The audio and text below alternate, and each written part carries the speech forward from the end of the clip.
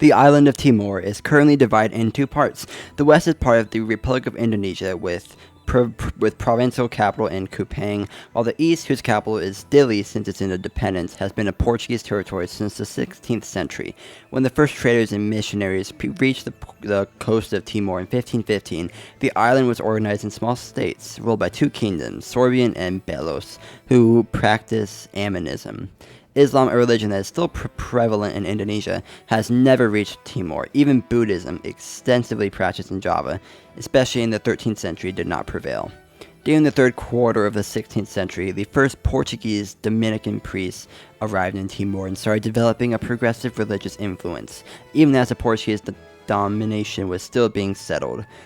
Culture developed in an opposite direction to that of today's Indonesian islands of Java and Sumatra, and of the coast of Kalimantan and Sulawesi, where Islam was a dominant religion.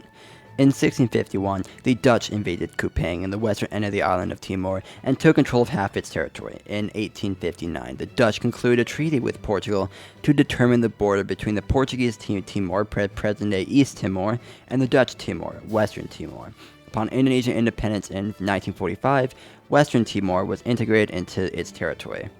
During the Second World War, the Allies, the Australians and the Dutch, aware of the strategic position of Timor, established positions in the territory and got involved in bitter fighting with the Japanese forces.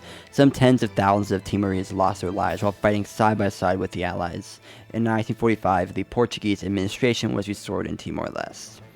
Between 1945 and June of 1974, the Indonesian government, in compliance with international law, affirmed at the United Nations and to the outside world that it had no territorial ambitions towards East Timor. Based on Resolution 1514 from December 14th of 1960, Timor-Leste was considered by the United Nations a non-autonomous territory under Portuguese administration. From 1962 until 1973, the UN General Assembly approved successive resolutions recognizing Timor-Leste's right to self-determination, as well as of the other two existing Portuguese colonies. In Portugal, the ruler's regime refused to recognize that right, saying that Timor-Leste was a Portuguese province, equal to any other. The April Revolution of 1974, which restored democracy in Portugal, consecrated the respect for the right to self-determination of the Portuguese colonies in order to promote the exercise of that right.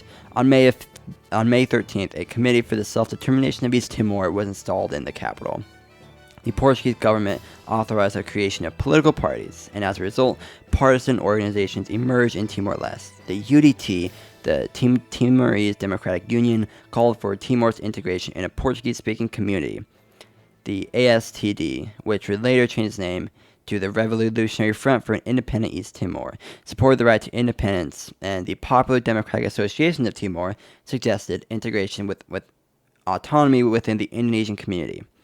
In 1975, with the dissolution of the Portuguese colonial empire, local liberation movements increased. In May of 1975, the authorities in Lisbon presented a project to the main Timorese parties, and after hearing them, a law was published on July 11th that foresaw the nomination of a Portuguese High Commissioner.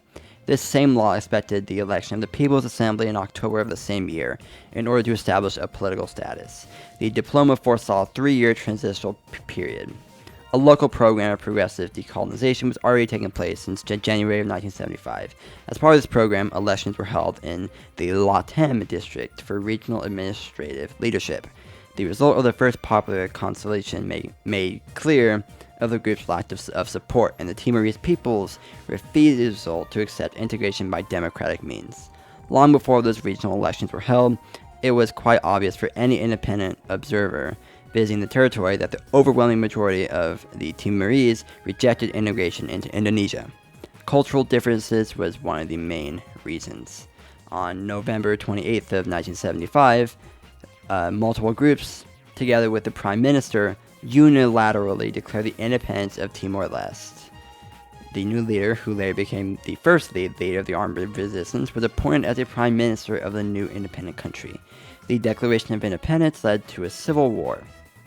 On the pretext of protecting its citizens in Timorese territory, Indonesia invaded the eastern part of the island and declared the island as its 27th province, renaming it Timor Timur.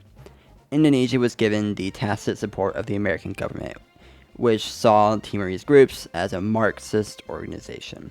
After the occupation of the territory by Indonesia, the Timorese resistance progressively consolidated itself, initially under the leadership of one of the groups, to support a different group established on August 20th of 1975, being the Armed Forces of National Liberation of Timor-Leste. A clandestine front was created at the internal level and a diplomatic front externally. Afterward, under the Prime Minister's leadership, a policy of national unity was launched, unifying the efforts of the Timorese political sectors and proceeding with the non-politicization of the resistance's structures, turning the Council of National Resistance into the Resistance National Council, which later became known as the National Council of Timorese Resistance. It's a lot to say.